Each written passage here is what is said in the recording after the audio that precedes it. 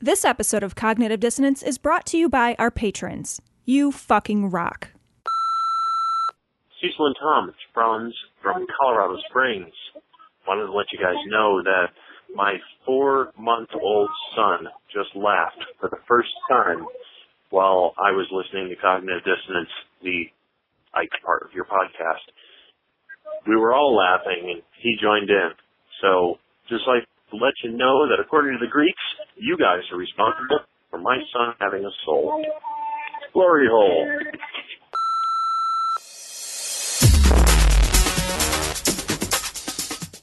Be advised that this show is not for children, the faint of heart, or the easily offended. The explicit tag is there for a reason.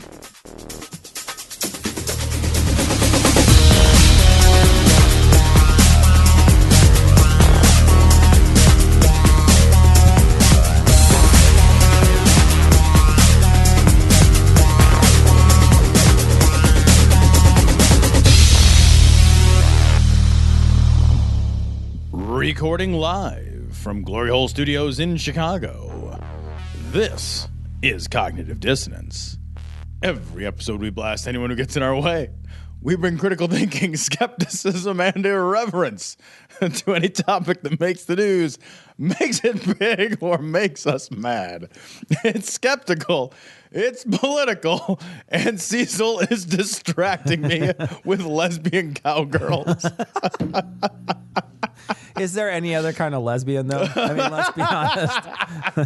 Oh, she's a little tomboyish. She's a lesbian. That's their thing. That's not actually. Is this 317? It is episode 317. This is a very interesting, special, fun, ridiculous show. We're doing the Vulgarity for Charity later on with the guys from... let me think. Atheistically, no, that's not it. It's somebody who has like 3 shows. And it's not Thomas. It's not Thomas. It would be Heath, Noah, and Eli from The Scathing Atheist, from GAM, God Awful Movies, and occasionally from Skepticrat when they get around to it. They're on the same incredulous production schedule. No, they're not. It's not that bad. It's not that bad. They put out an episode once in a while, at least. They put out one this year. And somebody listens to it. So, oh, Jesus. But we get into the Vulgarity for Charity event a little later on. But we're really going to start with lesbian farmers. Lesbians in... And I'll tell you what, I plan to finish with the lesbian farmers, too. You don't have to zoom in too many times. It's from the Daily Dot. Rush Limbaugh warns that federally paid, now something my tax dollars I feel good about. I'm okay with this. Yeah. I'll tell you what. Less missiles, more 20-inch dildos. That's what I'm talking about. Less destroyers, more destroy her. Rush Limbaugh warns that federally paid lesbian farmers could invade your town. What do I have to do to make it happen? Rush, could? Is there an application that I have to fill out? Literally anything I need to sacrifice to make this happen, because I do it. See, I got to tell you, the lesbian farmers, that is the original reverse cowgirl. Yeah. That's... I don't know if it's reverse. It's more subtract. So this is Rush Limbaugh. This is him saying on his August 17th airing of a show that I guess is still a thing. It's on Premier Radio Network. He says, "Have you heard about the Agriculture Department's financial grants to lesbian farmers?" No, I have not. But again, you've piqued my interest. He says what they're trying to do is convince lesbians to become farmers. Now he's responding. That doesn't make any sense. Who's going to plow the field? I mean, they are good at furrows, though. But not enough seed. That is true. That is true. It's definitely not enough seed. So what he's commenting on is the 15th annual nationwide LGBT Rural Summit. I think both attendees that were at the... I'm just envisioning like a giant very, very butchy lesbian. Have you ever seen Blazing Saddles when the guy rides in on the ox? Just envisioning like one butchy lesbian sort of riding in on the ox. I was like, fuck that. No. I just want to know how much for a bushel. Yeah. Actually, it's 2016. You got to shave your bushel. Yeah, you gotta make sure you go down. Clean that up. You just want one row. One row. You know what? And you can't plant two different kinds of seeds in that row. Actually, you can't plant seeds in that row at all. You need a landing strip for the crop duster.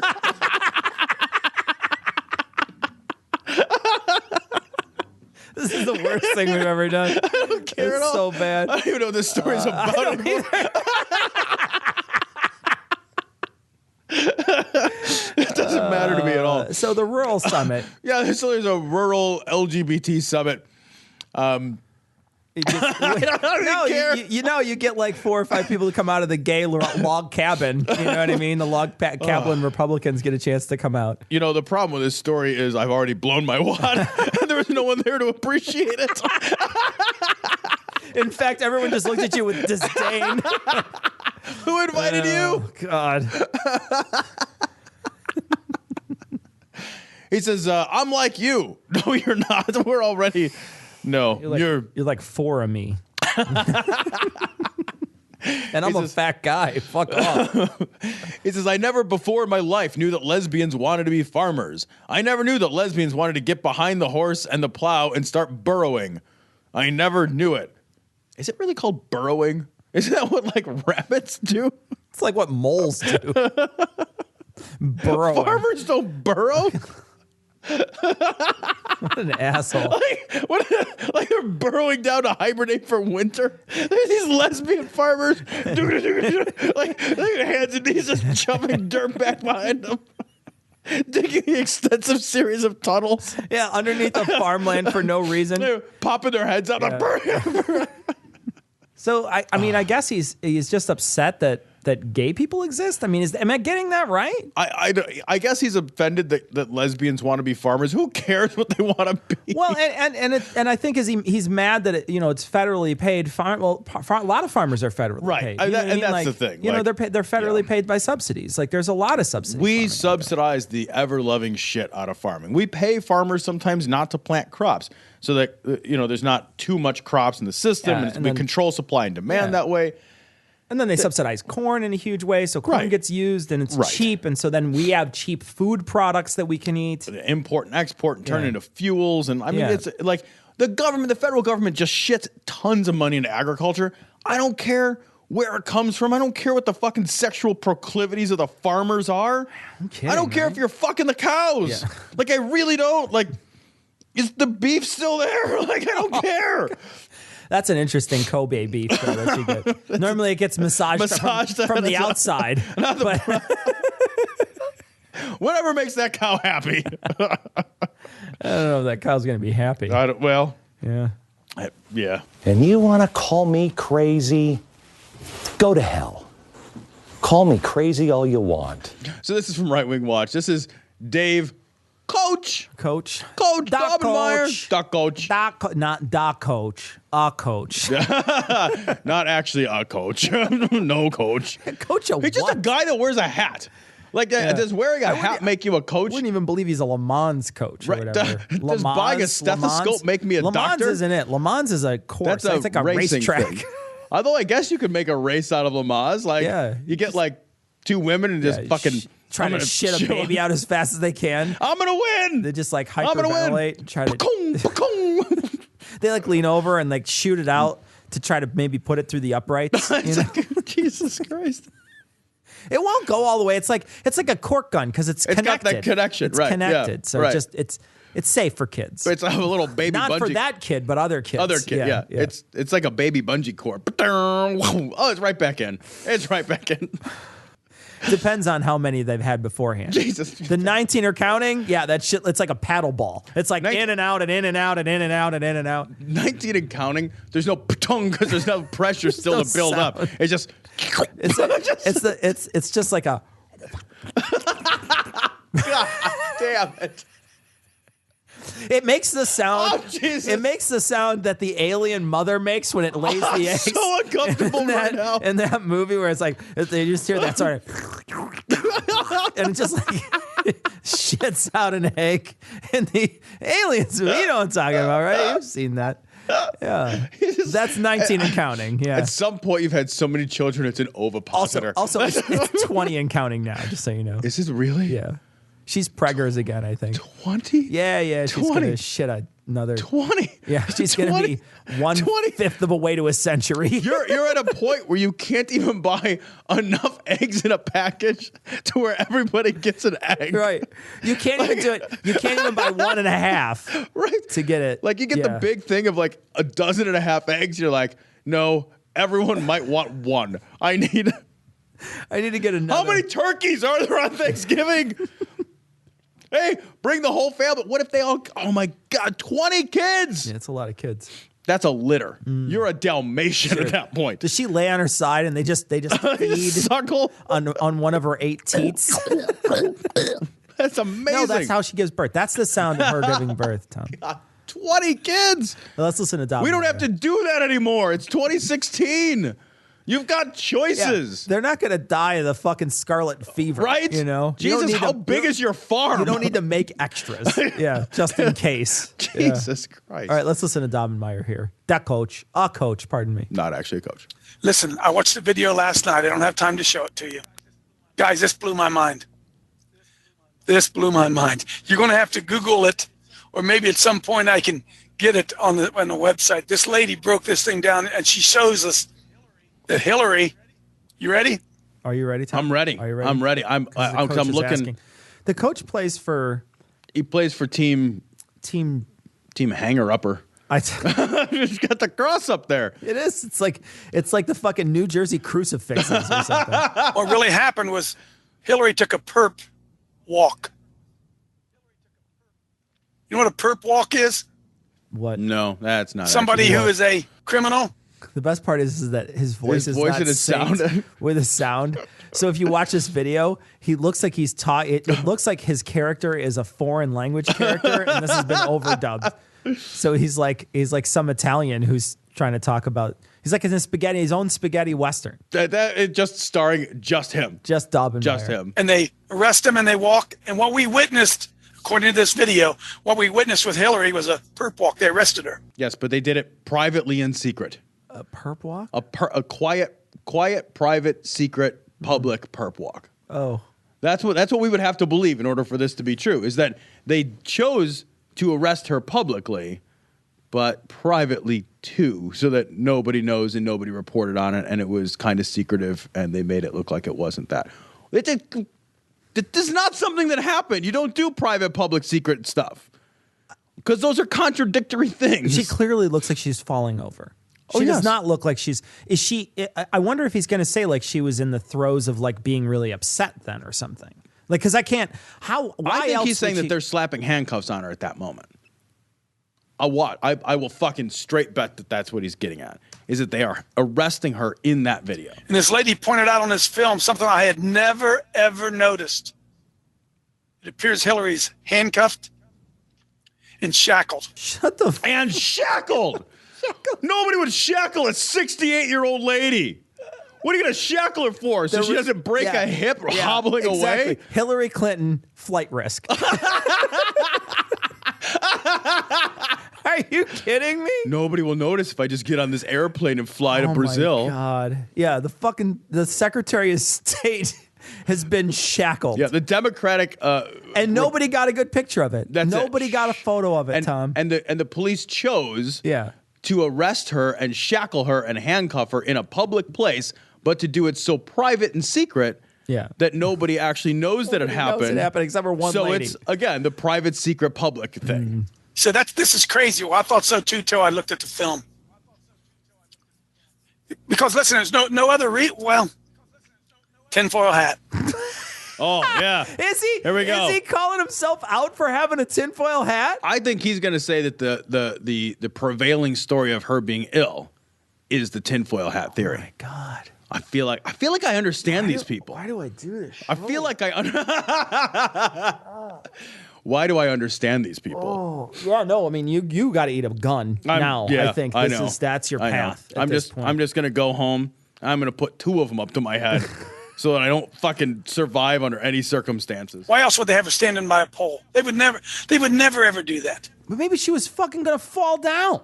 What? Why would she Why be by a else would pole? they be standing by a pole? She was wobbly on her feet. America's full of poles. Yeah, also we use them for lighting and the whole electric. Why would you be near a pole? No, I think that was one of those poles that they put around federal areas where you can't drive a truck in. As I recall the video, Pull up the video. Find this video. Yeah, let's find the video. Look at those poles are those fucking pylon things they put around so you can't drive federal areas, so yeah. you can't fucking drive a fucking truck full of explosives into it. Right. Like there's a pole there because and look, she's clearly fucking leaning on it. She's leaning on it because she's fucking woozy. Yeah. Okay, let's see the shackles. I want to watch for shackles. I didn't see shackles. You can't see her hands or her feet in the video. And you can see when you look at the video, her hands are behind her. No wonder she tripped and fell. If her feet were shackled. Nobody would shackle her feet. She's not fucking Hannibal Lecter. Like, you're not going to put her in a fucking furniture dolly and wheel her around. And Mr. President, love the suit. Could you imagine? I would love to see Hillary Clinton with one of those little mask things on. She's like, I ate Monica Lewinsky's liver with a side of fava beans and a nice Chianti. That's okay. Her husband ate something else. Is that right? Oh, you beat me to it. Bill beat us both to it. That's true. That's all I'm going to feed you, okay? Yeah. Like Bill. That's it. That's Monica, something. I'll get the video out so you guys can look at that. You think I'm crazy? I'm not crazy. I'm telling you, this is a very, very all of them are convincing. All of them are convincing. All the videos I watch that are crazy are convincing. But this one, super crazy convincing. Look, I'm easily convinced, as evidenced by my Christianity hat, right? You could just tell me that there's a magic guy in the sky and I live forever and ever and it's super sweet. And I'll believe you. So look, here's the only thing I have to believe is that there's a magic man who sent himself, but he was really his kid. And he killed him so we wouldn't all have to feel sad about dying later. But anyway, I don't believe crazy tinfoil hat stuff. Want to contact the guys? Go to dissonancepod.com to get links to their Google+, Facebook, and Twitter accounts. If you want to contact them directly, send an email to dissonance.podcast@gmail.com. Or you can call and leave a message at 740-74-DOUBT. That's 740-743-6828. Do you want to support the show? Go to patreon.com. That's patreon.com/dissonancepod. Or click the link on the podcast homepage, and you can donate to the production of Cognitive Dissonance on a per-episode basis. If you can't spare any money, take a second to give us a 5-star review on iTunes or Stitcher, or spread the word about the show. We want to send a big, heartfelt glory hole to all the patrons and people who rate us. You fucking rock. So we are joined now, Tom. We are. By the Scathing Atheist crew, Heath, Noah, and Eli. Guys, welcome to the show. I hear a little later we're going to get the GAM crew. Yeah. And then maybe the Skepticrats will swing by. It's a huge cast. Same size as QED's podcast roster, I hear. It's like fucking Thrill Kill Cult took the stage. So guys, we have been teaming up together to do this Vulgarity for charity, and we have, according to Eli's numbers here at this point, raised $7,500, and then we are donating $3,000. We're over $10,000 now. Now, we as us, not them, specifically. They're not donating any money. I just want to point that out. Just us. It's just us. Just you and I. It's a Vulgarity for charity. If we're going to insult people, we should insult ourselves. We're right over there. Hey, I say fuck it's why a I'm lot part of this in this program. upcoming segment. Usually I get paid for my fucks. I'm donating my fucks for free this time. You were going to give 6, but then you got divorced, whatever. Yeah, we're donating $3,000. I got to make 6 in order to do it. It's terrible.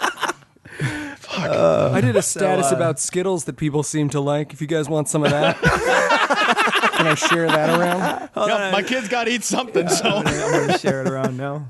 So guys, welcome to the show. We're going to be doing a little vulgarity for charity here. We've got a bunch of people to roast, but I do want to talk a little bit about how people can play along. So Noah, can you tell them how they can play along? Yeah, sure.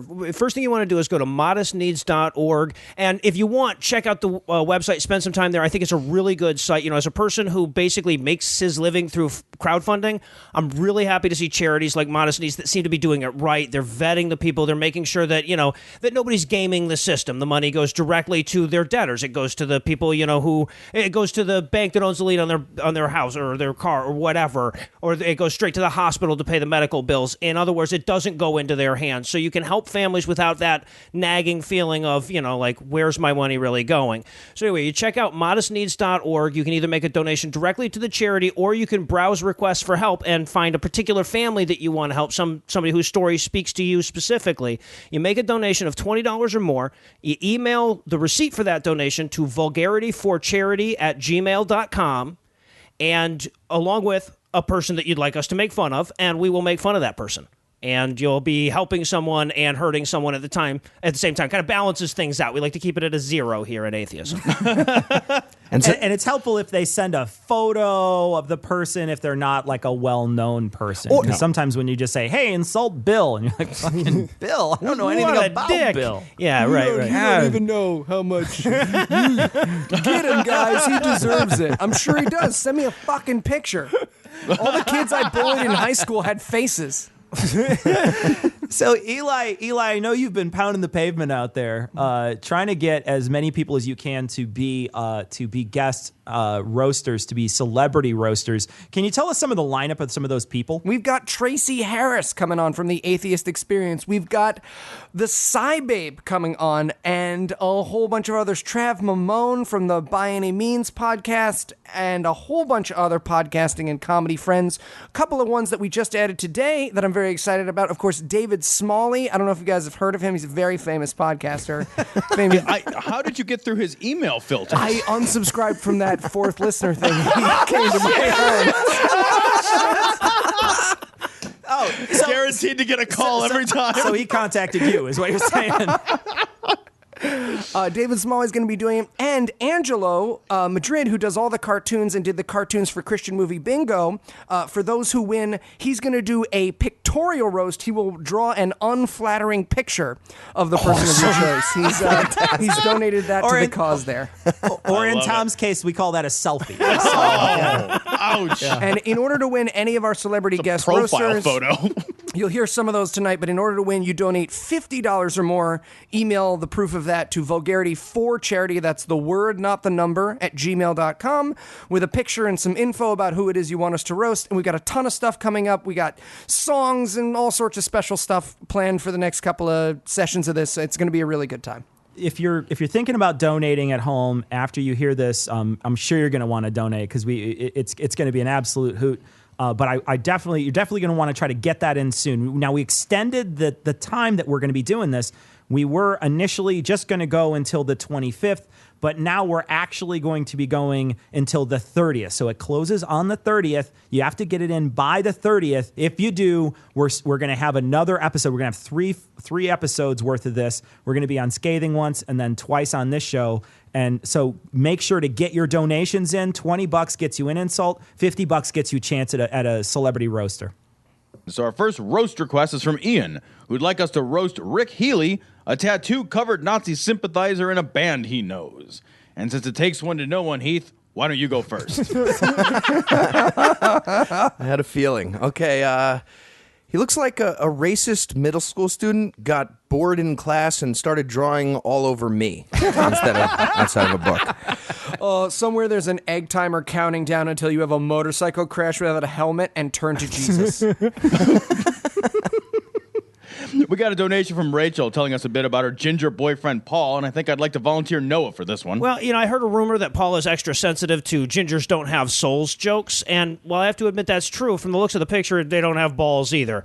Paul looks like a failed attempt to cryogenically freeze a steroidless carrot top to foist him upon future generations. Yeah. And to interrupt people while they're trying to watch The Dark Knight Rises. Oh, Paul Jesus looks like the Christ. birthday cake Oreo of humans. Ouch. All right, Cecil, this next one's for you. David sent us some pictures of him and his lovely wife asking that we insult him. Go for it. You kind of look like you made it into the Kohl's catalog in an alternate universe where they changed the requirements for looking good to nepotism. you two are like the kind of cousins that have a kid and high five when it only has microcephaly. Just jumping up and down in a hallway. Zika, Zika, Zika. Way before it was cool. Hey, y'all, we're going to save on the hat budget. The same one will fit him for life. It's so great. That little fucking crocheted beanie. It's like a live action remake of the Coneheads. He's in. He's in. And Eli, we got a donation from Jordan asking us to roast his ex, Kiki. That can't possibly be a real name. Anybody named Kiki has to be an ex. There's no current named Kiki. It's ridiculous. So here's a photo. Oh, well, hey, I would love to roast Kiki, but he accidentally sent us a picture of that fat Hawaiian guy who sings Somewhere Over the Rainbow. Instead. Jesus, fucking Kiki Sister must be like is. buying washing detergent. You're gonna want a second bag. You're gonna want a second. Seriously, Kiki looks like they opened the person mold before she was dry. Oh, this is great. We're gonna put this right over here. What's it called? It's a Kiki? Nice. Okay, next up, two skeptical friends in a row. Eli, Daniel would like you to roast Andy Cohen of the O'Reilly podcast, and Heath, Brian Ego of the Glasgow Skeptics. I believe that's Glasgow. Glasgow is correct. Glass. Yeah, they like it when you do that a lot. Yeah. We'd like you to take those organized bastards at the Edinburgh Skeptics down a peg. I'm sorry, that's Especially Edinburgh? Sean Slater.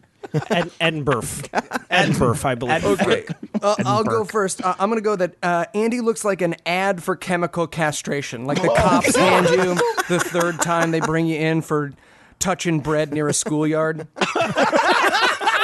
When God designed Andy's face, the color description on the order form was Princess Pink. He looks like the people at Real Doll answer hi Andy when he calls.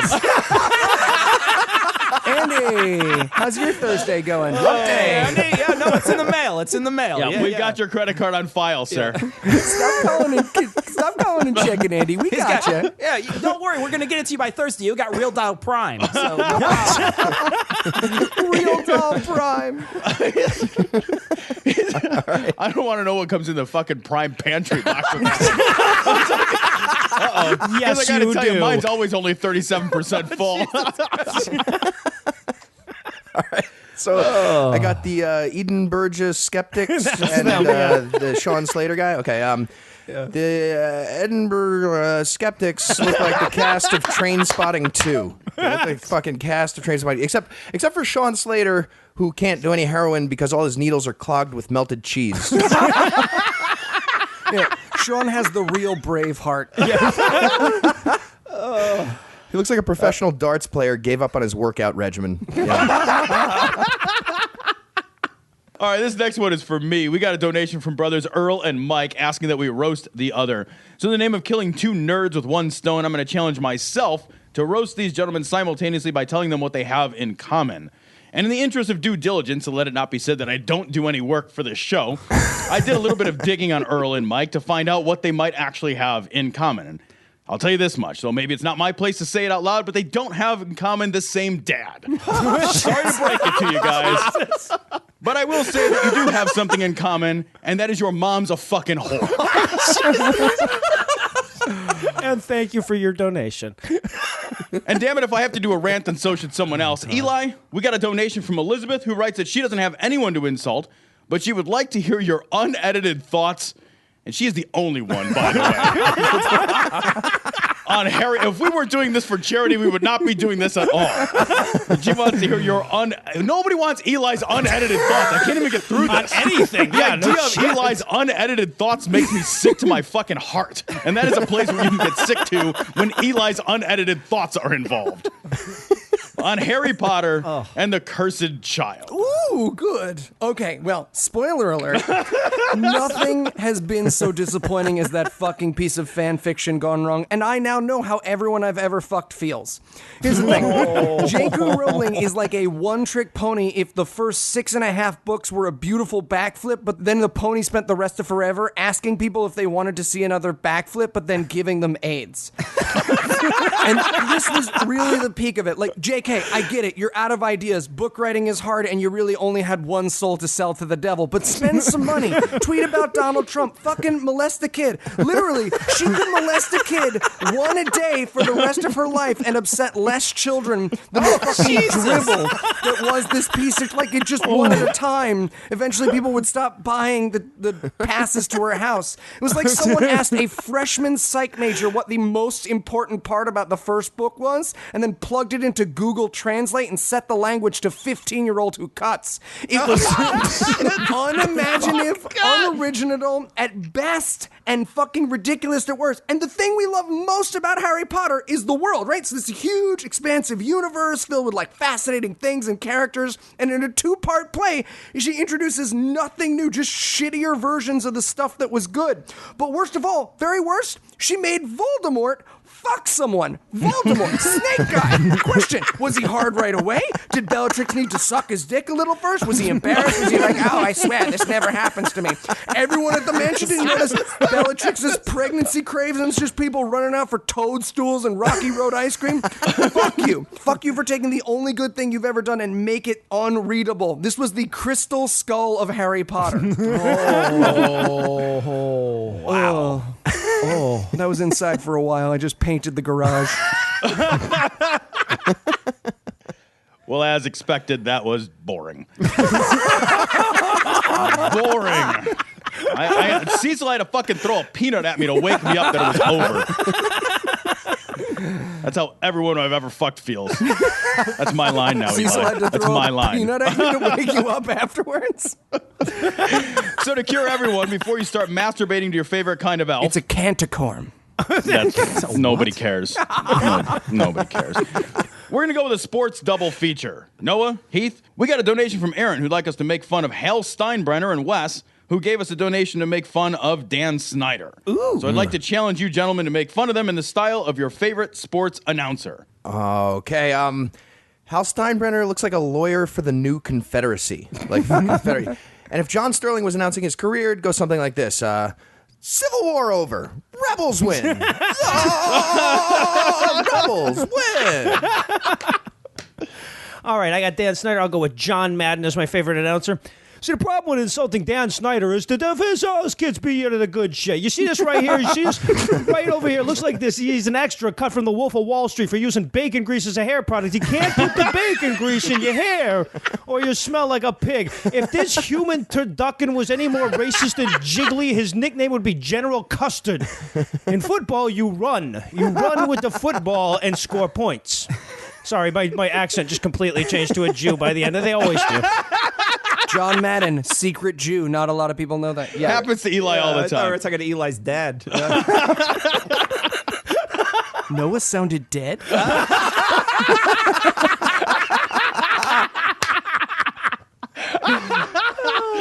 Oh, your dad's dead. Okay, this next one is for you, Cecil. We got a donation from Becca. Becca's not even a whole name. Yeah. I write down what Becky they or Rebecca. What the emailed fuck? us. She went with the BEK. All right, that's not my fault. I'm changing that. We got a donation from Bika because if you're gonna fucking write your name like that, I'm changing it. We got a donation from Bika who would like us to roast her beloved husband Alex, who enjoys video games and joins his wife in dressing up for the Renaissance Fair. All right. How is he married? You should see the look Tom is giving me right now of Renaissance Fair. Cecil, I figured this would be in your wheelhouse. I am kind of an authority when it comes to this sort of thing. So, Becca, milady, pardon me. This is for your husband. You look like a fucking soup sandwich, cadet. What the fuck kind of doublet is that? Is you're wasting your fucking knees, son? Look at that fucking collar. You look like Goose from Top Gun, not Porthos. You anachronistic twat. Are those fucking glasses? Are you fucking kidding me? Where'd you get a Renaissance pearl vision? Wireframes weren't even fucking invented back then. You call yourself a fucking courtier? All right, okay. I think I kind of worked myself up a little for that one. Let me see if I can shift gears here. Let's see if I do a little different here. You look like someone who gets excited and claps really awkwardly when there's a fabric sale at Joann Fabrics, or like a trim sale, like that. You know that clap, with the fingertip to fingertip. You look like someone who beats off to fiend folio. Alex looks like the first 3 times in his life he got beat up, he held up his hands for old-timey fisticuffs. It was like Ichabod Crane got raped by Shakespeare. Except for so unmanly. You know what I mean? Marcus of Queensberry. Marcus of Queensberry. I'm just going to hang you by your underwear again. Marcus of Queensberry? Next up, I've got a horrible bosses double feature. We got a donation from Amanda asking us to roast her jingoistic former boss, whose interests include not understanding that mother's need for babysitters, stupid patriotism memes, and taking her middle management position at a soap factory way too seriously. How do you take that seriously at all? Ever. Even one time ever. It's ridiculous. And a donation from Kristen asking us to roast her former boss, who enjoys Jesus, telling drug addicts they can't get clean without Jesus, and having 8 kids and counting. Oh, Jesus. So Eli and Cecil, I have a challenge for you. I'd like you to roast them as Ben Carson instructing Hillbilly God to make them. Go. Well, Hillbilly God, I have to tell you, it's been a pleasure. I'm so excited to make an actual human asshole here. So, Ken fella, I figured I'd just start with a failed circumcision, add the freckles of Ron Howard, and top it off with this jar of barista beard you left open. Oh, hey, Ben, hey, that's not a jar. That's the pyramids. You see, I used to store grain in there. Anywho, I thought I'd start out with like half a Duggar vagina. You know, those things can really produce. I mean, she won't get up to 20 little piglets, but she'll be laying them eggs out like a young hen. And, Ben, I just wanted to let you know that when I told you to run, I wasn't talking about the presidency. That was just a Southern boy talking to a black man. That's all. I agree, my life does not matter. Is we sick?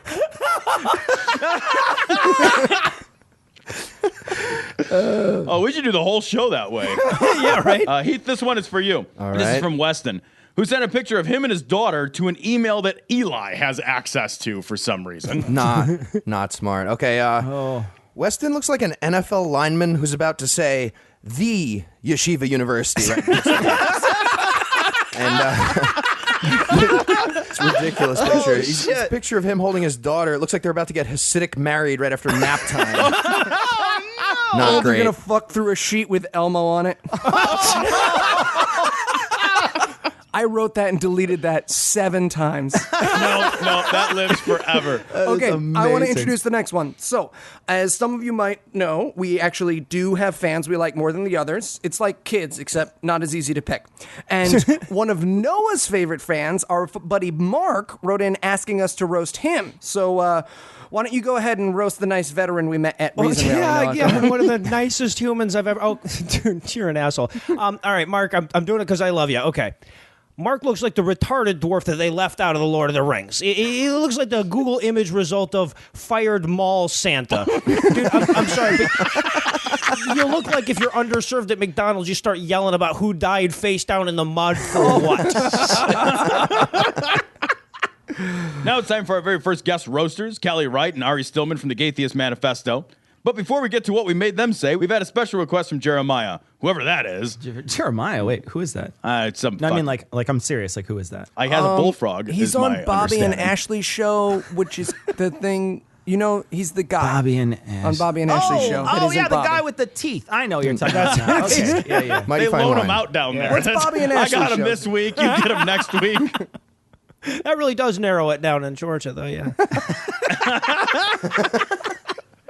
Well, he asked that we roast Ari, and Ari requested a roast for Jeremiah. So before they get here, let's do it. Now I'm going to nominate Eli because his jokes about other podcasters always go over so well. No. Fuck you guys. You have to join in. Let's get Heath doxxed again.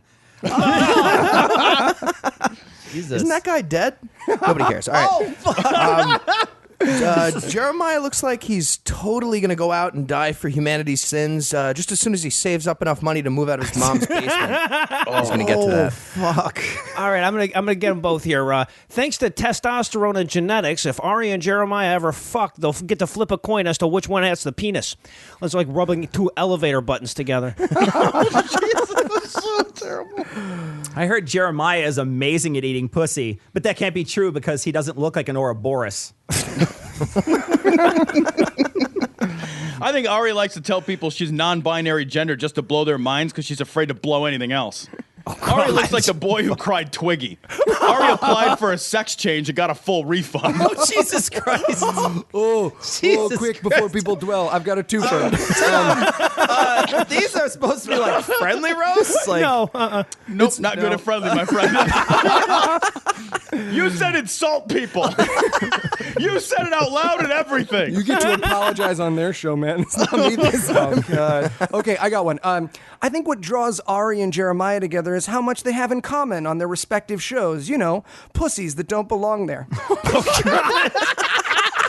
Seriously, I love Ari and Jeremiah, but if Jeremiah wants to fuck Ari, he's going to have to start dressing like the patriarchy. And quick, while everyone is mad at us, let's hear from Kelly and Ari who our first winner is. Hi, I'm Callie Wright from the Gaytheist Manifesto. And I'm Ari. And these are the terrible things they made us say about our very first winners. Our first winner is Chris, who gave us money and assures us he's a gay, atheist, vegan SJW. And his picture appears to be him sitting on a plane. Last time Chris chatted up someone on a plane, they slammed it into a field in Pennsylvania. If you want to get a mental image of Chris, go ahead and picture full-grown man emerges from vagina. You nailed it. You look like a librarian on Grindr for the first time. Binder. You look like ZZ Bottom. Our second winner is Heather, who donated money and asked us to roast homophobic hate preacher Ken Adkins, who's such an asshole, even I don't think his life matters. Ken Adkins looks like Uncle Ben decided to inform on the Underground Railroad. Oh. Ken Adkins looks like a witch brought one of Malcolm X's shits to life. I was aiming for him. Ken Adkins looks like a Tijuana donkey show abortion mishap. Ken Adkins looks like he's patiently waiting in line to be the next human centipede, and he won't stop calling middle. We're not doing dibs, Ken. Stop. He's like racist. They're like, pick me. Ken looks like he huffs urinal cakes and vacuum seals the best ones for later. Okay, Kelly and Ari, thanks so much. Remember, when Ari hears the jokes we made, you said much worse stuff. Next up, I've got a twofer, and these ones are a gimme, so I'm going to make it a bit of a challenge. Neil would like us to roast Nigel Farage, and Dan would like us to roast Michelle Bachmann. So, Cecil, this one is for you and I. I'd like you to insult them both simultaneously and in a haiku. All right. If only she left her gay husband for Farage. Xenophobic love. Marcus can't finish. He dreams not of Michelle's ass. Pulls out Brexit hard. Eli, Heath, we've got a donation from Chris asking us to roast Giles Eric Cerulini, which I've certainly fucking mispronounced, the scientist who brought us the infamous Roundup study of 2012, and a donation from Lane and Rachel asking us to roast Thomas Monsoon, current CEO and prophet of the Mormon Church. But I'm going to challenge you to do it only in compliments. All right. I'm going to go with Thomas Monson. I like the way his head looks like a hot air balloon trying to escape from a bad suit. Shows good taste in suits. And looks like he's had a long, successful career as the consigliere for Freddy Krueger, which is a strong franchise. Good businessman. Oh, that leaves me with Salieri or Suleimani or whatever. Okay, gotta admit, I congratulate you on looking the same race as the kids you starve. Progressive. Oh my God! Yeah. That's amazing. Also, not a lot of people make the Salman Rushdie from International Gorillas the palette for their fashion choice. So, you know. You've done a good job making sure journals really double and triple check their people before they publish. You and Andrew Wakefield. Oh, Jesus Christ. That's awesome. See, people say this isn't a nice way to raise money. Right? Next one. Because it's not. Next up, we got a donation from Jeremy asking us to make fun of his friend Kyle, who enjoys Halo, drinking gamer fuel. Gamer fuel. What the I thought that was just fucking They virgin take those guys that play StarCraft in Korea and they just extract their semen. Yeah, and that's what you do. Someone's got to, because fucking a woman's not doing it. The worst. They make it out of the worst ranked South Korean gamer every year. It's not pretty, but it needs to be done. Prisoner. Good Lord. Halo, gamer fuel, and NASCAR. Oh, wow. Jesus. But best yet, Jeremy included a picture of him from his emo phase a few years ago. This is a good Cecil, picture. this is for you. This is a good picture. This is a good picture. You kind of look like a guy that stumbled on a NASCAR while looking for gay porn with the search terms coming up on the rear end. Just because all the vehicles are pretty colors and they follow each other doesn't mean it's a really fast gay pride parade. Okay, this is starting to get downright chummy, so let's change that as soon as possible. We got a donation from Ben who'd like us to roast the Brian in his life, who's a failed athlete, current used car salesman, and used to stalk and threaten his ex. Oh, wow. You just put these on a tee for me. Okay. Sounds like Josh Gordon. Oh, good God, doesn't he look like all of those things you just said? Brian looks like a same upside down and right side up picture of a prolapsed anus. It looks like he carries a business card that says jazz rapist. I don't even know what that means, and it's amazing. Oh, I'm entirely convinced Brian is smooth shaven and he just permanently has caked shit in a circle around his mouth.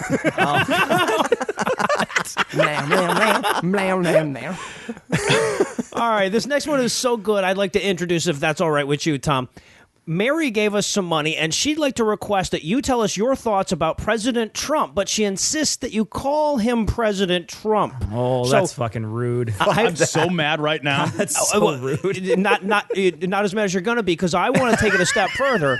So it's January 20th, and President Trump is being sworn in, and you've been asked to give the inaugural speech in front of thousands. Go. Lady... Okay, all right. Ladies and gentlemen, please choke back the bile that is burning the back of your throat and, well, fuck. All right, hang on. No, I got it. I can do it. Ladies and gentlemen, I am proud. No, fuck. No, okay. All right, hold on. Ladies and gentlemen, it is with deep revulsion and the renunciation of my citizenship that I invite that swollen bag of inflamed testicles to take the stage. Fuck, can we get a sniper? Please, anyone? Please. I mean, the fucking Secret Service is on lunch. This is your shot, guys. Take. The horses are all right, ready. Christ. This is it. The death of hope. President Trump. Oh. And the one guy in the audience is, Yeah, right. It's And then Trump. Melania gives the Gettysburg Address. Yay me. Yay I'm going me. to brush my teeth and wash my face before I move on because I just fucking threw up. Okay, next up, we got a donation from Alex, who would like us to roast his brother, Austin, who listens to both our shows, and who Alex assures us is a big fan of both us, rock climbing, and Magic the Gathering. Mm-hmm. He also included a picture of him shirtless doing a puzzle of a tiger. Eli, seems like that's in your wheelhouse. Oh, I have never been so certain that someone fucked a puzzle. Tinder uses Austin's picture as a function test to make sure it's possible for people to swipe left. He looks like an embarrassing college photo of the god Pan. He's like, meh, put that away. Come on. Guys. Okay, next up, Heath, we got a donation from Charles who asked us to insult him. He used to play Dungeons & Dragons and reads Lord of the Rings every year. He also works as a botanist. Jesus, he's doing all the work himself. Okay. However, he's too much of a chicken to send us a picture, so I'd like you to describe him based on what we know about him, sketch artist style. Go. Oh, wow. Okay. Don't know much. All right, let's start with the face, which is probably still covered by the back of his underwear since middle school. So you don't have to worry about the face itself. Guessing you can see his name written in Sharpie on the tag in his mom's handwriting. All right. And if you're sketching along at home, I want you to draw 0 vaginas anywhere near him on the page. Good. Okay. But wait, that's not fair, though. He did say he's got a wife now, so draw 1 vagina, and now draw it drying up. Like, imagine a sarlacc. All right, perfect. Done. So look out for that, dude. No, this next one is for you. Nate sent us a donation asking us to roast his bad friend Jeffrey. His words, not ours. Jeffrey skips work to pass a kidney stone and has 2 television screens in his living room. No picture. Do what you will. All right, not a lot to work with. Since I don't have a picture, I'm just going to have to stick to personality here. Jeffrey's so whipped, he's going to have to ask his wife's permission to laugh at this joke. The motherfucker's so lazy, he once jerked off by putting his dick in a fleshlight and then rolling down a hill. and not a lot of people know this, but Jeffrey's kidney stone was a medical first. First time the stone was bigger than the dick it came out of. He thought it grew. He's running up to his wife. See, those pills do work. Those pills I got. I should have traded that cow. And you told me to stop playing with it. All right, well, on that note, I'd like to introduce our next guest roaster, Ishmael Brown of the Angry Black Rant podcast. Yo, this is Ishmael Brown, the HNIC of Angry Black Rant podcast, and our next winner is Jacob, who gave us that dough to insult his black friend Antonio. Oh, I see. You motherfucking white people gave me the one black guy, right? Maybe there's probably like 2 black motherfuckers to be roasted, and y'all pouring one of them off on me. Man, fuck y'all. Like I don't want a chance to shit on white people. You know that's my thing, right? Anyway, let me get back to fucking Jacob. Jacob writes to let me know that Antonio is a black man who enjoys white women, which I approve of, winter sports, which makes me sort of suspicious, to be honest, and has a misspelled cognitive dissonance tattoo on him. Fuck is that about, homie? Dude, I'm going to give you some jewels right now. If you're going to get white people's word tattooed on you, at least spell them right. You know what you remind me of? You remind me of the black version of white girls that get Chinese words they don't understand tattooed on their ass. That's the type of shit you on right now, all right? All right, I'm out. And get your shit together, Antonio. Yeah, the only person who should ever have a tattoo of the things Tom says is Cecil. Also, you're the first black guy I've ever heard of who does winter sports, which technically also makes you the only black guy that white people will let slide.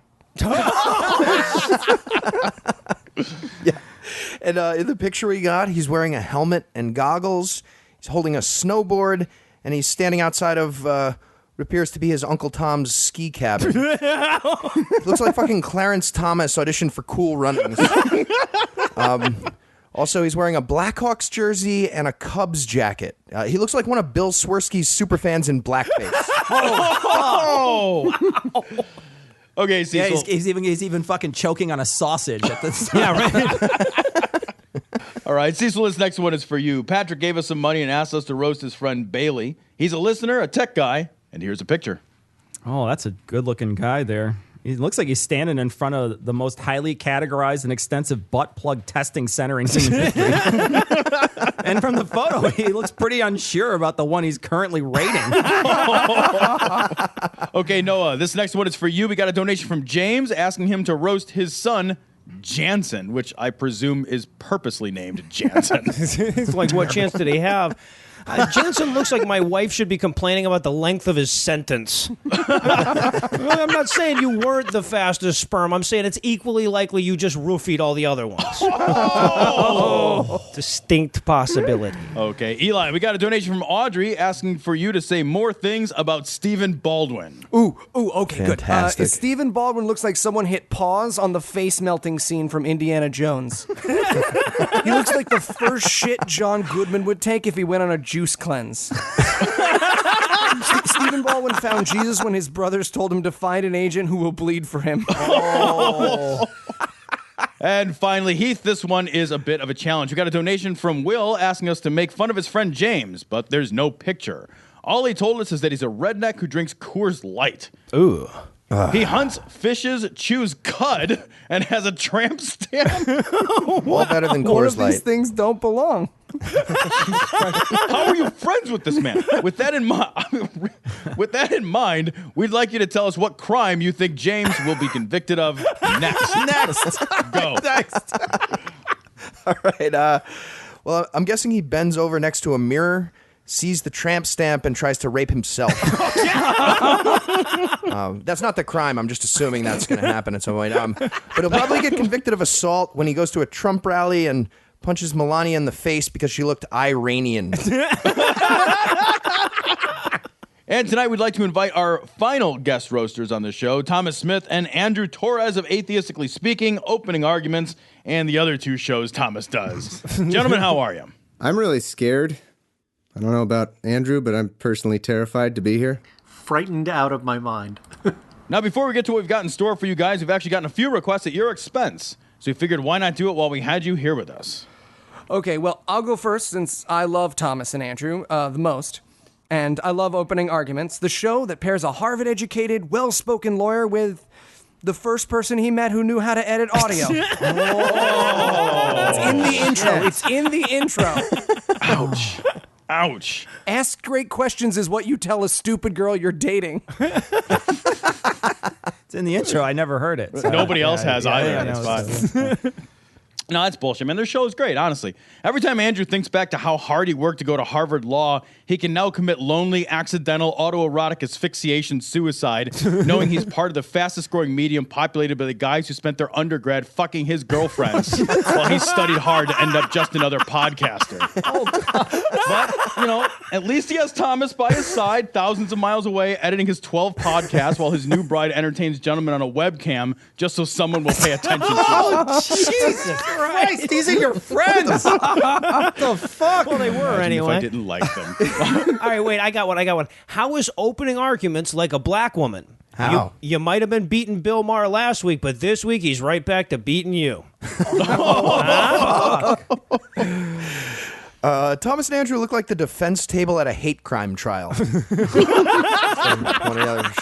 They also kind of look like they're about to rape Marcellus Wallace in Middle Earth. Definitely in Middle Earth they're doing that, but yeah, very similar.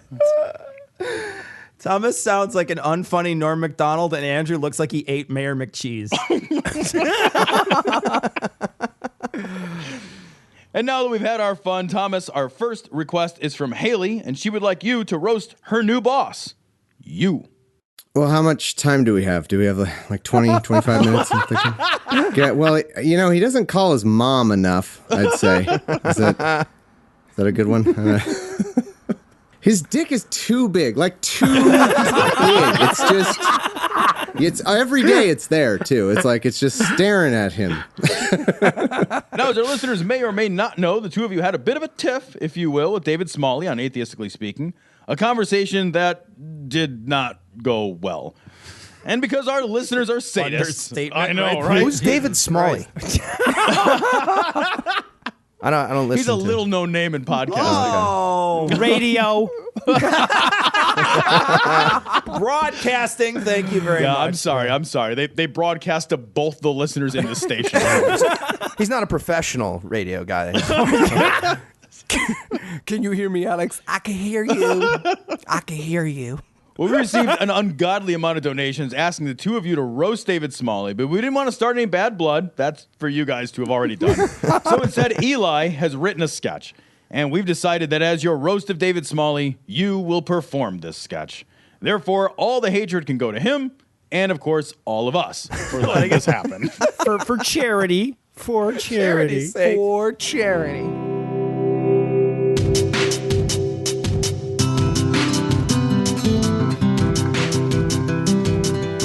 Hello and welcome to Atheistically Speaking. I'm your host, Thomas Smith. A little bit of an odd episode. I was recently witness to a bit of an odd interaction between Eli Bosnick, who listeners of the show know, and obviously Andrew Torres. And I have to admit, I think it's a little absurd, and I want to talk this out. So Andrew, welcome back. Thanks for having me, Thomas. How are you? Doing great. And of course, Eli Bosnick. Hi, Thomas. Okay, Eli, well, why don't you start it out? Okay, thanks. I have a show called God Awful Movies, and whenever anybody no longer signs up at Patreon, I go to their home in the dead of night. Wait, really? Let me finish. And I stand over them until they wake, and when they do, I ask them why. And recently someone dropped out and I asked them and they said, please get out of my house, get off me, get off me. But after they had calmed down, they told me that they had heard an old episode of your show and that on that show you had pointed out that I had said all kinds of things, and I gotta be honest, I had never heard of your show before. You've been on this show multiple times. Let me finish. Are you gonna... So, I had not heard of your show, still haven't heard of it, not sure where I am right now or who you are. What year is it? But I listened. And the way you portrayed what happened was Adolf Hitler. I'm sorry, the way... It was... You are Adolf Hitler exterminating the Jews, and I am Anne Frank shaking in an attic. Look, I really don't think this is a fair characterization. Who the fuck was that? Was that a ghost? That's Andrew. I introduced him at the beginning of the show. I wouldn't know. I haven't heard the show. The show. The one you're on now. Yes. That's physically impossible. Yeah, Eli, I have to admit... Can I tell this story? I have a clip. Here we go. Ooh, it's me, Michelle Obama. You're so strong. Let me show you why you should be president. Sorry. Wrong clip. Here. This is not, it's not like I read this, I found this all on a Yik Yak and... You know. So? I mean, yeah, he's making a joke about the source you gave that turned out to be fake. Oh, that is such BS. He is very clearly incriminating me for being a liar. Incriminating? Eli, that's exactly what you did. Exactly what you did. All of these words have definitions. Can I finish? Now, let me tell you guys something. I am very famous and very important. You know who my best friend in the world is? Tom Hanks. And on a regular basis, he calls me up and he says, Eli, I wish I had your career. How do I be like you? And you know what I say? I say, T-Dog, never call me again. None of that is true. Knock, knock, who is there? Let me finish! So, I have people all the time who attack my character, who accuse me of rape. Wait, people accuse you of rape? Finish me led backwards! And they do it because they want to come on my show. They want to meet Tom Hanks. They want to steal my magic bag. And so, I admit, I was a little stronger than I needed to be. Eli, you texted a death threat to my 11-year-old son. You did? No, guys, seriously, can I get through one thing ever in my whole life? Can I speak words? I long for the sensation of air passing through my lips just once. I would like the world to hear my voice. I would like that sound that is mine, my thumbprint of echo, to echo across the universe. Jesus. Okay, I'm finished. Okay, maybe I can diffuse the tension here a little bit. What I'm going to do is I'm going to read the text message that you sent to my son, who is 11. Quote, hey, fuckface, you like chili? Because I'm going to cut up your dad, make him into a chili, and feed him to you. Get ready for the pain train, end of quote. And you know what? For that, I apologize. Now, Thomas. I can't imagine what you want. You don't think you have anything to apologize for? Or you, Andrew, for laughing at me at my expense and incriminating me in front of both of your listeners?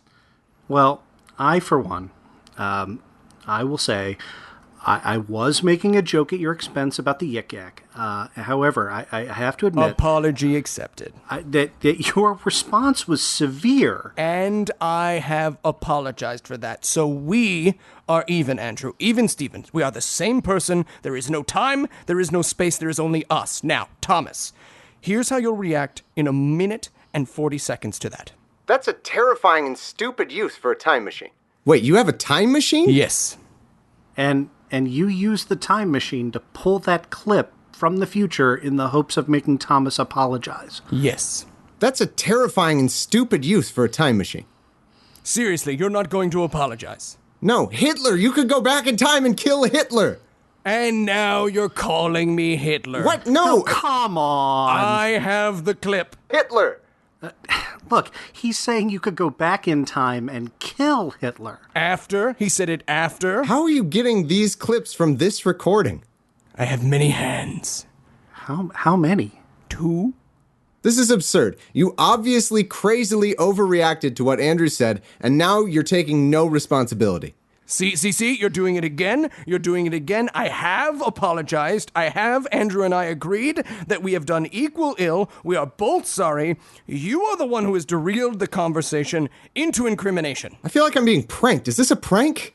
No, this is Eli Bosnick. I will cut out your eyes. Hey, I'd like to diffuse the tension here. Guys, Eli, can I ask you a question? Sure, faggot. Ignoring that. Was your yik-yak in fact wrong? Did it turn out to be fake, or at least made up by the students? Technically, yes. Okay. So do you think, and I mean this honestly, do you think it was a little hasty of you to speak about it on this show, to speak about it here, and to get it tattooed on your chest, as I can see because your camera is on? Honestly, I don't know. I have guests on my show all the time. I know that. I've been on your show. And who are you? Let me finish. I have guests on my show. You know who's been on my show? Callie Wright. And she's a guy. You are the worst person. Yeah, at this point, I have to agree. Thomas, are you going to apologize? No, I'm not. Oh, God. Oh, no, he didn't. Shit! Okay, well, tune in next week. I read a listener comment about how the Jews started all the wars and thank him for the feedback. Andrew, thanks for being on the show. I heard it hit the wall.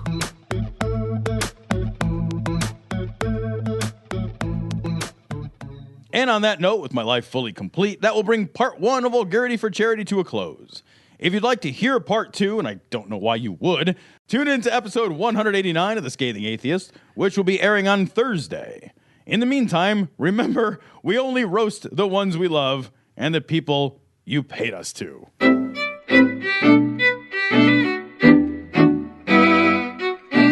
Here we go. This is the newest patrons. We want to thank you guys. Of course, we have, a lot of bills to pay. So we want to thank all of our patrons for helping us pay the bills. We really do appreciate it. We do want to announce that very soon we are going to be having some commercial content on the non-patron stream. So there will be some commercials that come in for people who get the show for free. So when you hear it on Stitcher, or if you listen to it through your regular podcast app and you're not a patron, you're not going to get a commercial-free version of the show. Commercial-free version of the show will be available to patrons every week, and it'll also be available early every time. So another reason you might want to consider becoming a patron is you'll get commercial-free content. We're not sure when those commercials will start, but you'll hear them if you're not a patron. So, but we just wanted to warn people ahead of time. We got some new patrons this week. We have Princess Thunderballs, which is a great name. That's terrific. Demir Music, also Fuck Islam. Pretty subtle. Scott Emmanuel. I'm blown away. Ira Glass. Wow. A huge fan of Ira Glass myself. So, Mr. Glass, thanks for joining us. We really appreciate it. Nancy, Andrew, Katie. Gotta gargle them all. It should be M all, though, shouldn't it? It shouldn't be M all. That's okay, though. I'll forgive you. Johnny Nichelle? I didn't know Nichelle was a thing. Christy, Chuck, Matt, Drew, Velociraptor Jesus, and Joseph. Thanks, guys, for your generous donations. We really do appreciate it. We got a PayPal donation from Mike. Mike, thank you so much. Again, PayPal is another way that you can donate to the show. Navigate your way over to dissonancepod.com. Click on donate, and you can support the show through PayPal. So we got a message about a David Duke theme song. This is from Null. This is David Duke. I'm proud to announce my campaign song, and I'm just so excited, everybody. It's just amazing. Everyone's a little bit racist sometimes. Doesn't mean especially we go around Eli Bosnick. Hate crimes. Everyone makes judgments based on race. Oh, God. That is great. So cheerful. I love it. That's going to be a perfect bumper for stuff in the future. Thanks, Noel. We got a message. We got a message from Angel, and Angel says that they were going to share a little story with us. So here's the story.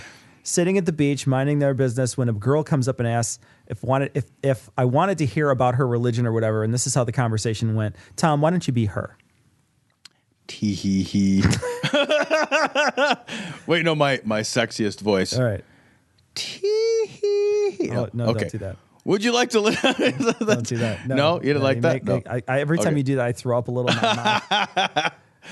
Would you like to listen to the word of our Lord and Savior, Jesus Christ? No, I'm sorry. I'm an atheist. That's okay. Nobody's too far down the rabbit hole.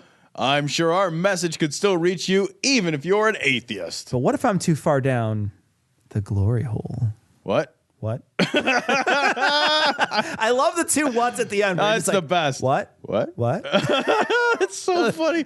I don't even care if that really happened. Yeah, at this point, I'm just like, I don't even care. It's awesome. We got a message from the recovering gringo, and he was super pissed about the thing we did where we talked about ambulances last week, because he said one broke his bridge that he used to get to the best biking trail on the planet. And evidently a fucking EMT crew tried to drive over this bridge, and there's this great photo of this EMT crew stuck on this fucking bridge. And they're just fucking stuck like a motherfucker right on the middle of this bridge. I'll post the story in this week's show notes. You'll have to look at the image on there, and you just see this fucker is just stuck as fuck it's super right there. stuck. It's like whatever. Yeah. So fucking, sometimes Black Lives Matter protesters block ambulances, and sometimes ambulances block everybody else. Right. This is great. We got a message from Nathaniel, and Nathaniel says he was listening to episode 316. And we were talking about the iVaginas. He said the iVagina is going to be Apple's best-selling product ever. It sure would be. Does it vibrate? It'd rival the fucking iWatch. Yeah. Maybe they work in tandem, like one's a webcam. As you're getting done, you check out the watch to see, exactly. Oh, I'm almost there we go. Climax. There we go. You have a fucking app for that? Jesus. You just gotta fuck looking at the watch.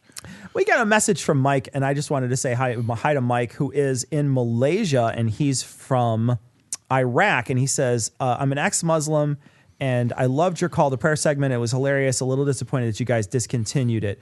We only discontinued it until next year. We get so many of them, and they keep coming over and over again. We like to save that for like 1 year. So next June, someone will remind us. We will do another long, maybe month-long call to prayer where people can save up their calls to prayer all year, the funny ones that strike them, and then deliver them to us next June. Because there's some people who just really don't like it. Right. Yeah. It'll be like Christmas in June for ex-Muslims who don't do Christmas. Don't do Christmas. And it's not in June. It's like Ramadan in June. All right. It is Ramadan. Maybe sometimes it's Maybe in June. it's in June? It's a lunar calendar, I think. I think it's based off a lunar calendar or something because it shifts every year. It goes different times a year. And so sometimes it can be in the summer and sometimes it can be in the winter. So Ramadan is in the winter is awesome because it's sun up to sundown. Ramadan in the summer is terrible. Super balls. Yeah, it's terrible. Dude, what if you were honestly, what if you were a Muslim in Alaska and it happened to be a summer Ramadan? I think you move. You couldn't eat for fucking 40 days. No. This is from Michael, and Michael says this is from Gomert, sort of gibbering incomprehensibly last time. And Jesus himself said, What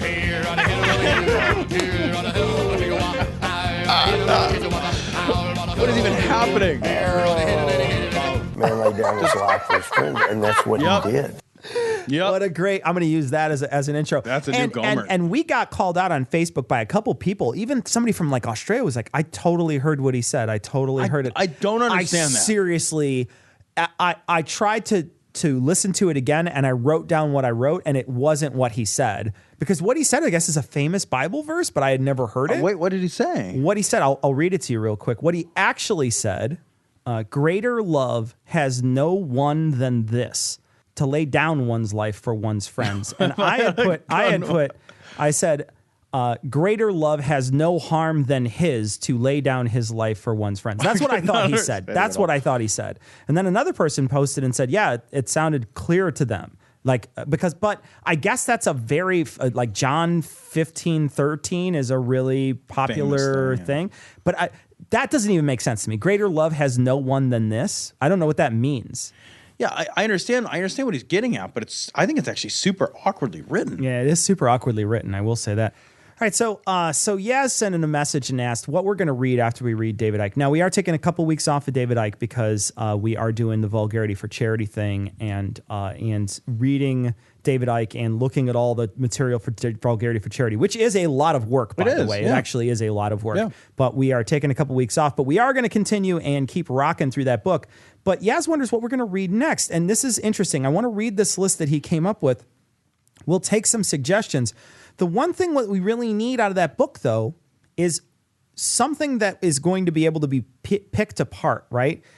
The way Icke writes, everything can be attacked, right? Because it's all just gibberish and garbage. And so it's really easy to go in there and just, tear it apart. Right. If something is written in the sense that it's, like I have a hard time believing a couple of these will be useful, like the Sarah Palin one, the Going Rogue. I don't know that that's going to be useful. I don't know that we're going to be able to use that in the same way that we can use the Icke. So consider what we're doing with the Icke and see if you guys can come up with a good suggestion for the book we read next. I'm going to read off his. I'm not a fan of the Going Rogue one by Sarah Palin, but there's a couple in here that seem really good. Again, the Let Freedom Ring by Hannity. Again, maybe not great. Arguing with Idiots by Glenn Beck, The Rise of the Fourth Reich, which is a conspiracy book, The Secret History of the World is a conspiracy book. Don't tell anyone about this book. Confessions of an Heiress by Paris Hilton. I don't know that that's going to make it. That's ghostwritten. Does it have pictures? It has video. Here's the situation. And I've seen the video. That's the Situations book. I don't know that. Wait a minute, is it? Yeah, it says, here's the situation. Crazy pickup artist bullshit. It's got to be the Situations book. This is from Ananta, and Ananta asked us a question. She said, you guys have made references to the situation between Andrew, she's talking about Andrew Torres, Thomas Smith, and David Smalley. I was wondering if you had a public opinion you'd be expressed that you've expressed through some medium. I'd be interested to hear it. We have not had a public opinion about it. We have alluded to it and made some fun of it because Tom and I both did hear those episodes. But here's our public opinion on it. It's podcast drama, and we don't care. No, we like all the parties involved. We're friends with all the parties involved. I'm sad that they can't be friends, but at the same time, my name's Paul. This shit's between y'all. Like, I don't give a fuck. Right. Like, what happens between them does not affect me in the least. Now, I listen to it just like everybody else, but I have literally... the only opinion I can offer is an opinion of someone who listened to it just like you. I don't have any other inside information on it. All I have is what Thomas released. I have a little bit of a different take. I feel like my public opinion is to be expressed by making snarky, backhanded comments in our show. Yeah. And enjoying the misery that causes all around. Yeah. So I guess I take a slightly different tack on it. I love the fact that there is some amount of drama, but I am not going to side with anyone. Yeah. I am just going to revel in other people's misery. Yeah. That's literally my job. I really do like everybody involved in that situation, though. I mean, I do. I genuinely do like everybody involved in that situation. And I'm sad that there won't be one day where we can all just sit around and have herbal tea because David Smalley doesn't drink. So I don't know. Maybe the next time there's a roast, we can all have s'mores around the fires of our souls. I got called up by Dustin. Looks like a fucking... First off, he wanted to agree with us about the ambulances getting redirected. He says they even get redirected around his fucking 6-year-old's first grade daughter gets out of school every day because there's 20 fucking slow ass buses that's stuck in the middle of town and trying to navigate a grid that wasn't built for that much traffic in mind. And he says sporting events, yada yada yada. And he said basically, look, I agree with you guys. However, I said the I-5 was in Massachusetts and it's actually on the West Coast. I don't know what kind of fucking mutant roads you have out there in Massachusetts. The fucking Oregon Trail or whatever the fuck you have out there. I don't know. I gotta say, I was recently in Boston, and those roads are basically for walking. Yeah, are they? They are not driving roads. Well, I hear that Boston is one of those towns. I've never been, but I hear Boston is one of those towns that's just hard to get around. It's just really hard to navigate because it's one of those. It's a Winderson. Yeah, man. It's one of those cities that was built on in layers. It's kind of like an onion city. It's like each layer is built on each layer. Yeah, it's not an unintentional city. It's not a grid, right? Like where you come out to Chicago and they laid out they burnt the whole place to the ground and then they started over. When they started over, they're like, grid, I guess. Let's just do a grid. Let's make it easy. Just make it squares. But Chicago's very easy to navigate because there's a grid with diagonal streets and it's real simple. You know where you're at all times. And Chicago's actually a super easy city to navigate. I think I've only been on the island in New York, but again, an easy city to navigate because it's a grid, right? Sure, so real right. simple. But like Paris, super fucking hard, man. You have a map out all the time. You're like, wait, where's that fucking little inlet road? And what's the circumcision road? And you can't figure shit out at all. And I imagine that's how Boston is. Yeah, but Boston is the size of 3 postage stamps glued together. Oh, you know what I mean? It's like, it's a little cute little mini hamlet. Yeah. It's not a real city. We got a message from Stuart, and Stuart was on our show recently. He covered chapter 12 of David Icke's book with us. Stuart does the Exposing Pseudo-Astronomy podcast. Now, he went into great depth on his show with all the notes that he wrote down on our show that he didn't get to use because we just did the quiz with him. He did that, so if you want to find his show, I think it's episode 137 of his show. It's Exposing Pseudo-Astronomy podcast. And you can check out episode 137 where he talks about specifically the claims that were made by David Icke with the Hollow Earth. And he did make a mistake on our show, and he sent us a message to correct the mistake. That's how good a fucking scientist this guy is. He's like, you know what? I messed up. Here's what he messed up on. I am confused. When you make a mistake, aren't you supposed to double down on it? What he said was, God, that's so fucking mean. I was just asking in general terms. Ah, yes. I did make a mistake, and a listener has corrected me. Inside a uniform spherical shell, you experience zero net pull from gravity, regardless of where you are. I said you'd be pulled to the center, so I was wrong. But David is also wrong, so David is still wrong. Now, I don't know what that means, but I think he's saying, would you just float in the center? I think so. I think the net effect is the same. Okay. Does it matter if you're being pulled to the center and therefore are stuck in the center? Yeah. Or if you float in the center because there's no gravity? Yeah, I wouldn't understand that anyway, but I think if you understand things, maybe you understand what he said. Yeah, things aren't my stuff. It's not my stuff. Yeah. So we got a message, and this is from Matt, and Matt asks, he says he's sort of at a crossroads in his life, and he was a conservative Christian in Texas, and he got a criminal justice degree, and due to the racial injustice and the use of force in the criminal justice system, I can't in good conscience find myself starting a new career in such field. I was wondering if you have any advice on a way to start a career with a criminal justice degree without going against my own morals.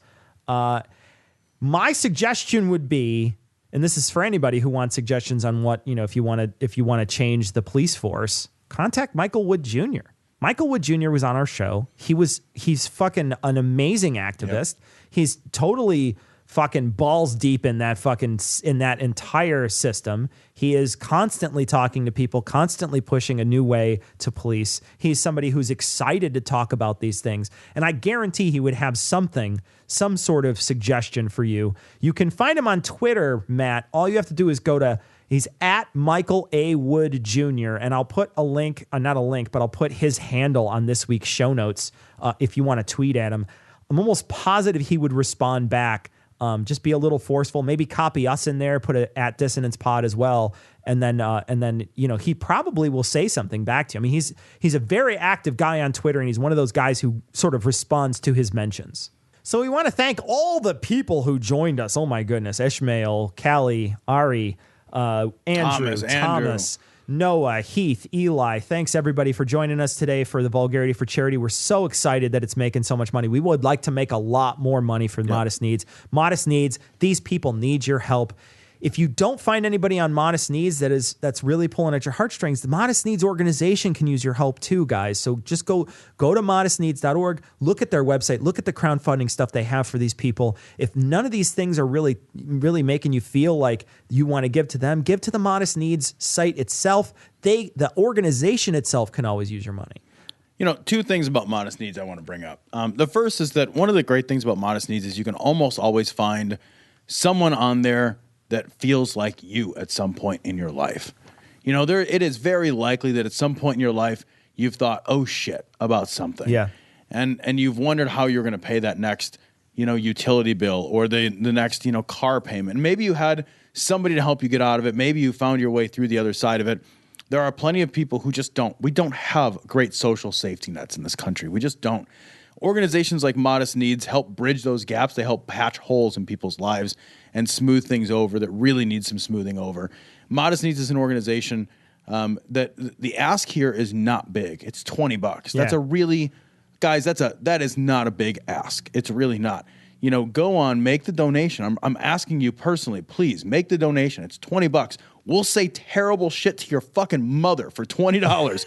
That is like to fucking anybody you want to name. Yeah. We will say the most awful, inhumane shit you can imagine. And nobody's off limits here. Nobody's. No, literally nobody. We're going to roast ourselves. We've been asked many times to roast ourselves. Yep. We've been asked to roast the other people participating in this. We've been asked to roast everybody. So no one is off limits. Seriously. Yeah. So I mean, for $20, you can make an actual legitimate difference in a person's life. You can just chip them a $20 bill, which is 3 trips to Starbucks. You can chip them a $20 bill and you can save their car or you can save their house.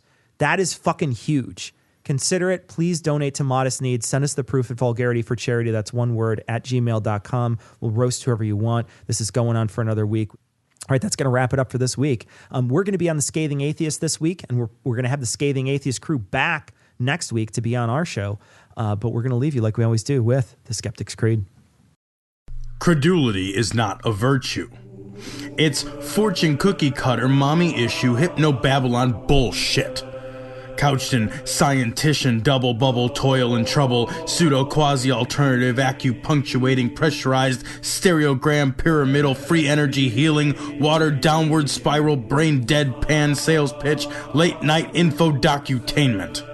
Leo, Pisces, cancer cures, detox, reflex, foot massage, death and towers, tarot cards, psychic healing, crystal balls, Bigfoot, Yeti, aliens, churches, mosques and synagogues, temples, dragons, giant worms, Atlantis, dolphins, truthers, birthers, witches, wizards, vaccine nuts, shaman healers, evangelists, conspiracy, doublespeak, stigmata, nonsense.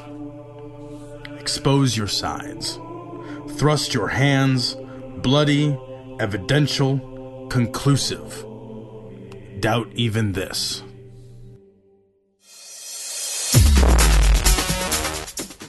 The opinions and views expressed in this show are that of the hosts only. Our poorly formed and expressed notions do not represent those of our wives, employers, friends, families, or of the local dairy council.